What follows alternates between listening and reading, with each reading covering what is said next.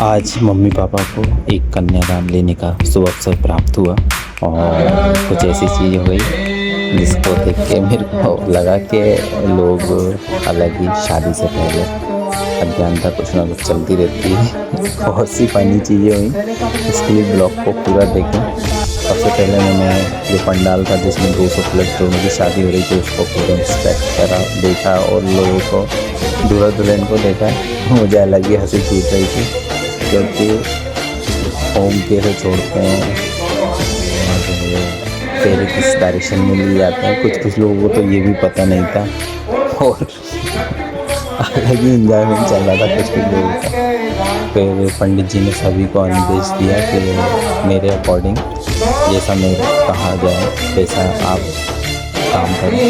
तो शादी प्रारंभ हुई, मम्मी पापा ने शादी में कन्यादान लिया और इस विवाह समारोह में 199 प्लस 190 प्लस 200 मान लीजिए 200 जोड़े अवेलेबल थे और सब डिफरेंट लोकेशन से आए हुए थे और भोपाल के भी बहुत से जोड़े थे और बहुत सी चीज़ें चलती रहीं।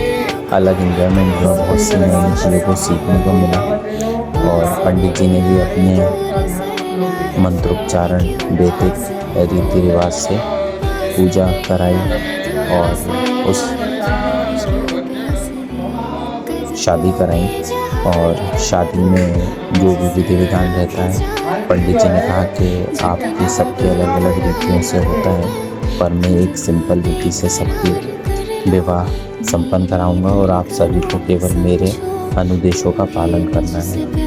और विवाह समारोह में मुश्किल से मेरे हिसाब से केवल 1.5 से 2 घंटे का समय लगा और विवाह संपन्न हुआ और कन्यादान का पापा मम्मी को शुभ अवसर प्राप्त हुआ। और हम लोग कार से गए हुए थे और ये बेरसिया के पास कोई फंदा ब्लॉक है, वहाँ पे सम्मेलन था।